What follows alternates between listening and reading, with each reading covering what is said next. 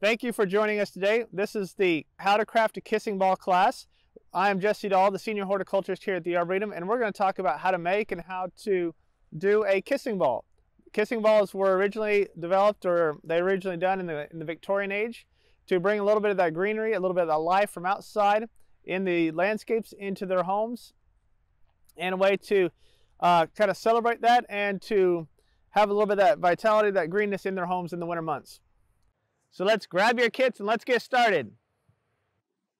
We have everything you're going to need to craft your kissing ball included in this reusable bag, except for you're going to need either a pair of scissors or a pair of hand pruners to help you cut the material.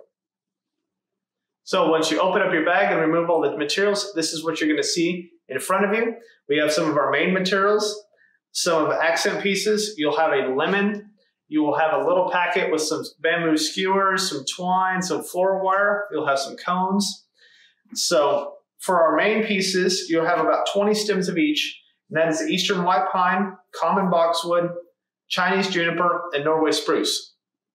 Again, you'll have about 20 stems of those. And of the accent pieces, you're going to have some Eastern White Cedar. And this is just the straight type with some cones on it. You'll have some of the Eastern White Cedar with some of the yellowing foliage. You will have some Southern Magnolia and some American Holly. Okay, this is Jesse with a quick edit to the video. Due to the fact that when we went to buy oranges, they were all the size of grapefruits or they're all the size of cuties, and cuties have their peel is too thin to work well.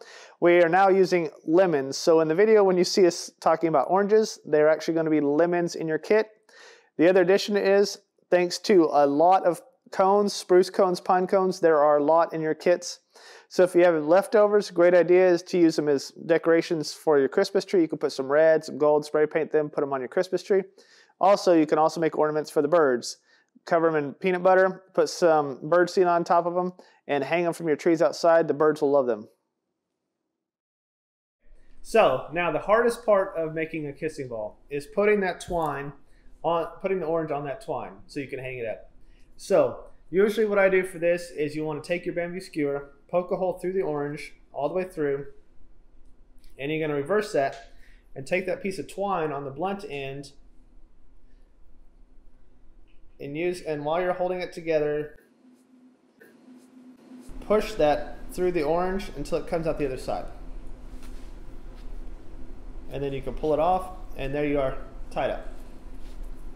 You finish the hardest part, and that may not be the perfect, but that's what works best for me. I found it works best.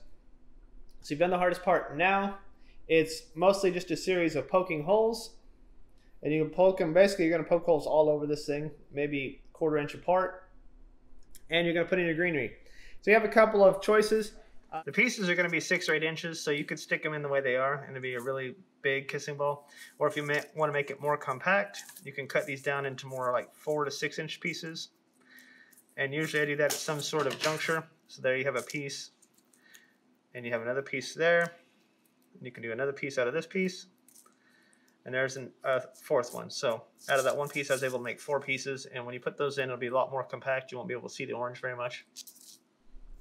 And then you're going to stab that into that cut hole you've made. And you're going to repeat that process over and over. And to do a mixed one, you're going to put like a couple pieces of boxwood, then you'll put a couple pieces of either the spruce or the pine or the juniper, and then a couple of the different ones. And so you just go all the way around the ball. And I'll do a couple more to demonstrate that.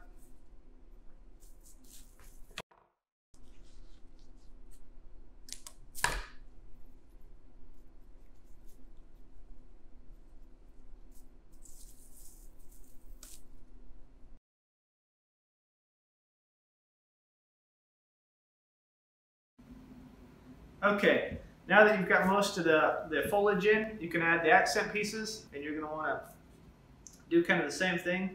Cut it off, clean it off a little bit, and then poke in. And these you just want to scatter around. You can do them in a random pattern, or you can do it in a specific pattern. But you're going to push those in and just kind of here and there just to add a little bit extra interest, especially with that gold and the other colors. If you have berries or other things at home, you can add those in definitely. One thing I also like to do, you can add a ribbon or a bow on top of this. I like to make my own a lot of times using a piece of southern magnolia, usually a cone. You can also do some other foliage in there. This is just some boxwood and some arborvitae. You use that floral wire that's in your kit. You can tie it all together.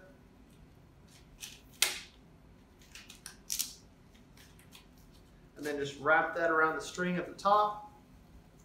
And it makes it look, it's basically kind of like a natural bow.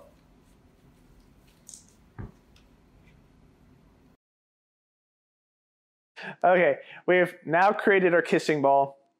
How do we take care of it? We can take care of it. It'll last us the longest in a cooler part of your house or unheated part of your house. In your kitchen, living room, or heated part of your home, it'll last a couple of weeks. Unheated, it could last up to a month or more. Let it hanging up. Just keep it away from open, flammable objects and things in your home or heat sources because it is spruce and pine and things, so it is flammable. After the season, you can put it in the compost pile. Just remember to take out the wire.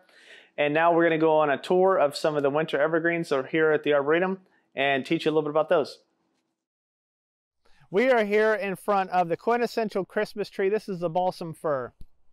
Balsam fir, if you go to the store right now to buy a Christmas tree, what most people think of is a balsam fir.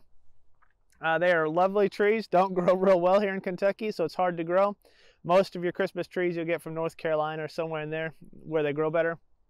One of the cool things about firs is you will never or almost never find a fir cone on the ground. So if you find a cone on the ground, it didn't come from a fir. Ferns have disintegrating cones. So once they're mature, the cones up at the top of the tree, they'll just fall apart. And when they do that, all the seeds will spread. So you'll can find spruce cones, pine cones, all sorts of kind of cones, but you'll almost never find a fir cone because their cones fall apart once they're mature. We're on to our second tree of the tour. This is the white pine, the eastern white pine. There's two different ones native to the United States, the western white pine and the eastern white pine. This one, both white pines have been logged tremendously and used tremendously for lumber, furniture, flooring. I have an old home, the floor's out of pine, so it's been used a lot for building our homes and building ships, building all sorts of things. They're beautiful trees. You'll see them planted all over. They don't do super well here in the bluegrass. They have a lot of problems, especially with Phytophthora. If you have one that's yellowing or dying inexplicably, it's probably Phytophthora. They are, one of the cool things about them is they're really soft needles, so they don't hurt like a lot of the harder pines, like Austrian pine. Also, they are one of those that have their needles in groups of 5. So if you look really close up, you'll see that there's little bunches. In each one of those bunches, there's 5.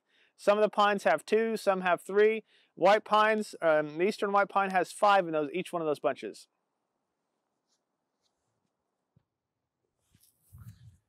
All right, here we are in front of some American holly.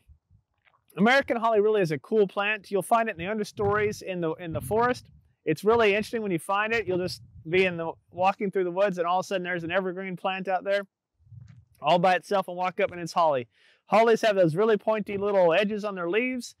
Can make it kind of hard to prune, but they're amazing little reminders of the holiday season. You'll see them a lot in wreaths and garland and all sorts of things.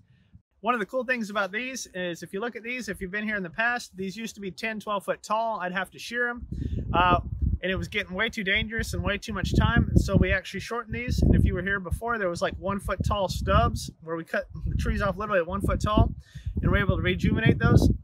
You look out now and it's a nice 4 to 5 foot nice hedge, something we can maintain, something that you can do.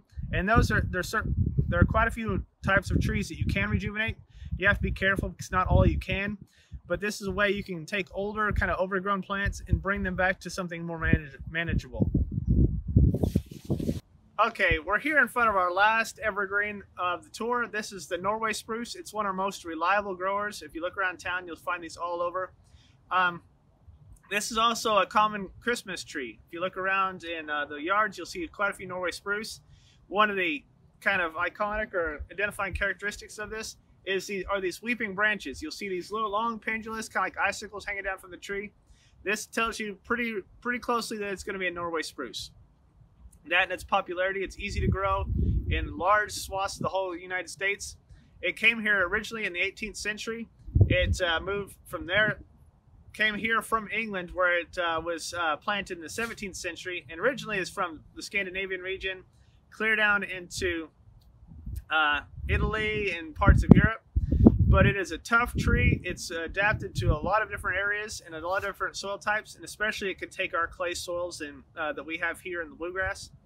Very few problems. It can get some fungal diseases on the needles, but often, especially when it's kind of planted by itself, it has very few problems. And it's just an amazing tree. Okay, thanks for being a part of this lesson and this tour. We greatly miss you. Hope you're able to get outside, bundle up, go outside, have some fun, make some snowballs, hit your coworkers with them, and all of those things, and have a great holiday season.